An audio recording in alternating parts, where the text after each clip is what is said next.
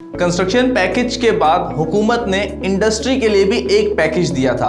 और इस पैकेज के जरिए हुकूमत ने ऐलान किया था कि पीक आवर्स को ख़त्म कर दिया जाएगा और पीक आवर्स की जगह इंडस्ट्री को एक नॉर्मल रेट्स पर नॉर्मल आवर्स के मुताबिक बिजली फराहम की जाएगी। लेकिन पिछले दिनों होने वाली ECC की मीटिंग यानी इकोनॉमिक कोऑर्डिनेशन की कमेटी ने यह फैसला किया कि इस सब्सिडी को अप्रूव नहीं किया जाएगा। इसकी बहुत सी वजूहात बताई गई हैं। मसलन एक जो पावर डिवीजन ने था वो इस चीज़ का पूरा होमवर्क नहीं किया हुआ था कि जिसके ज़रिए अप्रूवल दिया जाता। इसके अलावा पाकिस्तान में चूंकि इस वक्त रेवेन्यू के बहुत सी शॉर्टेजेस नज़र आती हैं, इसीलिए डिफरेंट इंसेंटिव्स दिए जा रहे हैं जिसके थ्रू इंडस्ट्री को चलाया जाए, लेकिन इनके ज़रिए पैसा भी जनरेट होना चाहिए। अगर कोई इंडस्ट्री पैसा नहीं देगी तो उसके ज़रिए उसे इंसेंटिव्स देने का फ़ायदा नहीं होगा।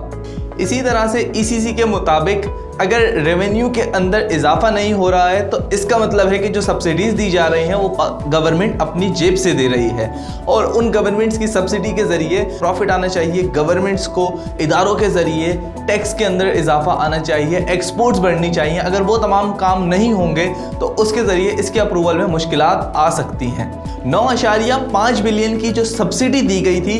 इस सब्सिडी को 1 नवंबर से लेकर 30 अप्रैल तक का टाइम ड्यूरेशन दिया गया था और इन 6 माह के अंदर जो शख्स भी इंडस्ट्री के अंदर बिजली यूज़ करेगा, उस बिजली यूज़ करने के दरमियान में उसके अंदर जो भी पीक आवर्स आते थे, यानी पिछले दिनों जब एक लॉ लाया गया था जब पाकिस्तान में एनर्जी शॉर्टफॉल था, पाकिस्तान में बिजली पूरी नहीं हो रही थी, उन दिनों ये लॉ लाया गया था कि पीक आवर्स होंगे और उन पीक आवर्स के ज़रिए जो भी इंडस्ट्री चलाएगा उन पीक आवर्स के ज़रिए मसलन अगर कोई शख्स को 12 रुपए का यूनिट पड़ रहा है तो वो उसे 16 रुपए का यूनिट पड़ेगा। लेकिन फिर उस लॉ को पिछले दिनों चेंज किया गया था और सब्सिडी के जरिए कहा गया था नेपरा से कि उसको जो भी रेवेन्यू पहले मिला करता था या जो भी उनके पैसे जमा किए गए जाते थे वो 9.5 बिलियन की जो सब्सिडी दी गई थी उस सब्सिडी के जरिए वो वसूल कर सकते हैं। लेकिन अब 12 रुपए 96 पैसे की पर यूनिट के हिसाब से इंडस्ट्री को बिजली फराहम की जाएगी।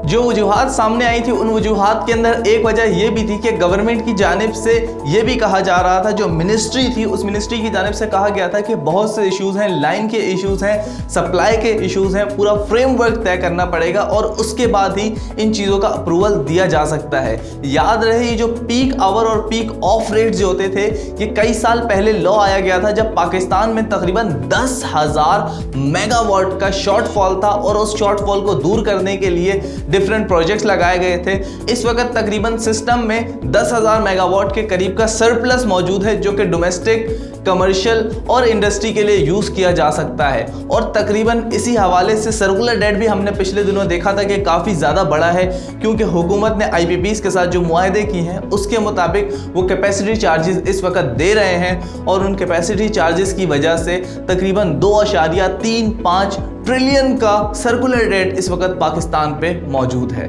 मज़ीद खबरों और अपडेट्स के लिए देखते रहिए रेड बॉक्स।